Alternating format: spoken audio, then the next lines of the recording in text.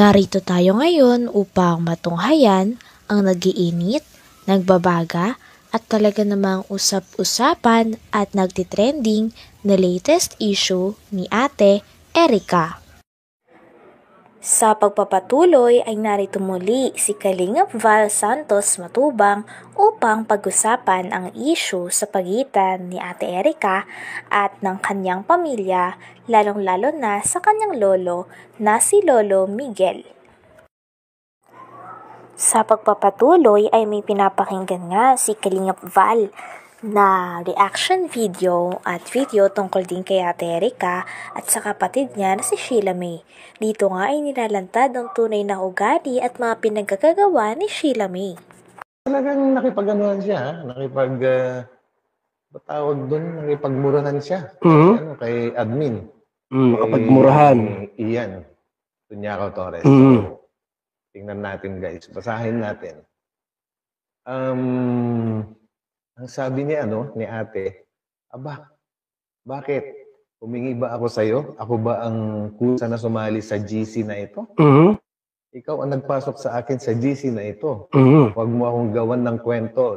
Leche ka. Yun, nagmurahan na. Yan mo ang sabi ni, ni May. Ayun, galit na tuloy ngayon sa, si admin. Mas leche ka. Manggagamit. 1 taon lumayas ka na dito. Yan ang ginagawa mo dito.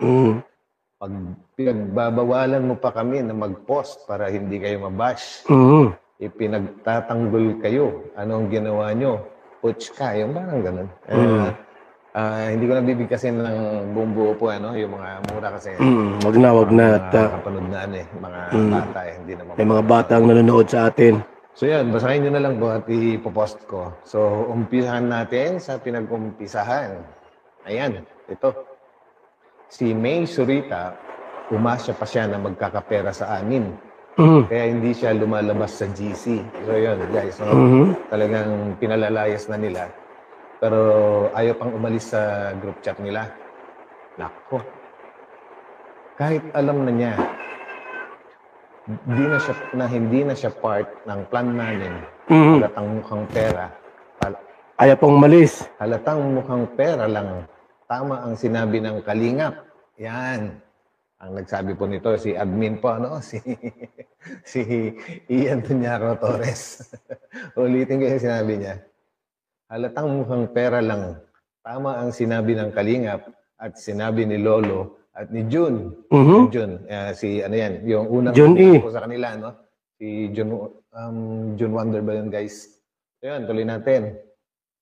Ginamit nila ang mga tao. Kaya ingat po kayo sa kagustuhan namin na tumulong. Kaso naawa kami. Gawain na pala, kasi naawa kami. Gawain na pala nila talaga. Dadalhin niyo yan hanggat maputulan kayo ng hininga. Dito nga ay naikwento din na pasalamat nga daw talaga si Sheila May at si Ate Erica na hindi daw sila napagsalitaan ng Kalingap, lalong-lalo na ni Kalingap Rab noong mga panahon na umalis sila sa Kalingap at niloko nila ang Kalingap. Buti na lang daw talaga ay mabait at maintindihin at may respeto pa rin si Kalingap Rab. Kapal nila. Di na nahiya.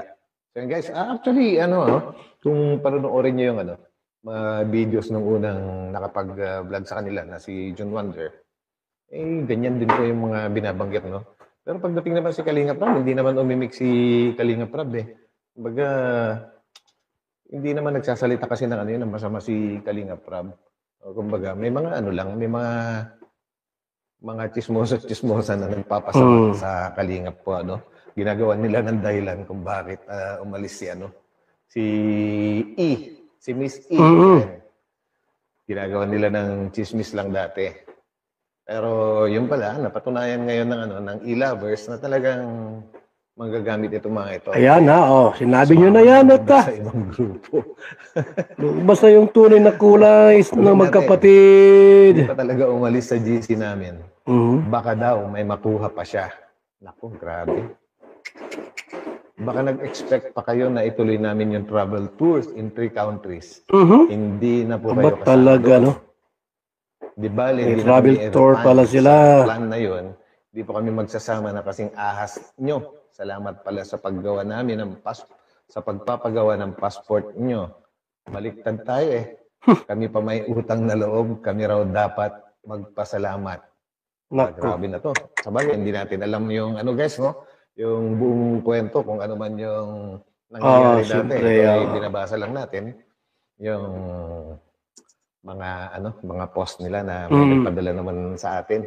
Siya So nga. guys, ituloy po natin.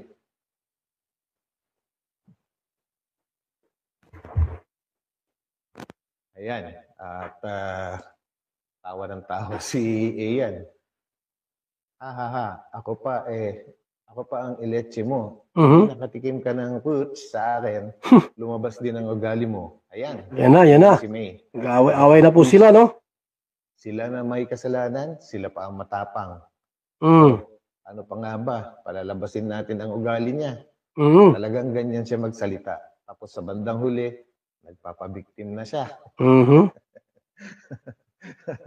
Talaga. Natatawa talaga ako guys kasi matindi yung yung pagmamalasakit na. Ang issue nga na ito ay na-involve talaga si Ate Erica at ang kanyang kapatid na si Sheila May dahil sa mga ginawa nila at pagkalimot nila sa kanilang pamilya, lalong-lalo na sa lolo at lola nila na nagpalaki sa kanila. Ngunit isa pa sa nadawit din sa issue na ito ay ang sarili nilang nanay. Talagang may kinalaman din pala ang mama nila Ate Erica at ni Sheila May sa mga desisyon at pinagkagagawa nila sa buhay nila. Sinabi nga ni Lolo Miguel nakaraan na konsentidor daw ang mama nila. Pues na. Yung magkapatid talaga yung Salarin. masama. Yan na. Thanks, tuloy natin. What you see is what you get. Tawa na lang ang ibang admin na nagbabasa. Defensive kung di lang nagka-leche-leche, walang tapos ang plano. Sige, marami akong ebidensya sa pagka walang hiya nyo, mag-ina. Bakit mag-ina? Di ba magkapatid yun? Siguro ang binabanggit dito is, di ba kasama nga pala nila ang nanay nila, no? Na lumayas kina lolo. Kasama yun sa bahay nila. Kasabwat din pala yung kasabwat din pala yung nanay nila. Kasabuhat din po yan. At naka-block na. Ayan, kumbaga, hindi na natin ma-open yung Seymour kasi screenshot lang po ito. No? Siguro ang ibig sabihin ni Ian dito, Ian Tunyacao Torres, ay blinak na sila. Blinak na sila ng magkapatid. Kaya, ayan na. Wala na. Grabe grabe yung mga pangyayari. Grabe talaga. Sabi naman ulit ni Miss Ian, no? Ngayon, naniniwala na ako sa lolo nila at sa Kalinga. Ayun, ha? Kasi aim nilang tumulong, tapos tinalikuran sila ni Erica. Siya nga. At sa lolo at tita niya, hindi nagsisinungaling kasi sila ang mas nakakakilala sa kanya. Yun. Totoo naman yun. Siyempre, doon sila lumaki sa Ibig sabihin po, nila, no? lahat ng sinabi ni Lolo Miguel, nila, totoo. sa bahay Totoo nila. lahat. Siyempre, kilala nila yan. At kung ano man yung mga lumalabas sa bibig ni na lolo, totoo yun. Totoo yun, oo. Alangan namang gawan nila ng Kwento. masamang kwento yung mga apo nila yung mga yan eh. Tama. Saka ang kinasasama kasi ng loob ni lolo dati is yung hindi man lang sila dumalaw sa hospital, no? Nung hospital ngayong lola nila, bagkos. Nung pag-uwi ng lolo nila sa bahay na yun, hindi niya ina-expect na wala na yung dalawang apon niya na yun, lumayas na, dala-dala lahat mga gamit.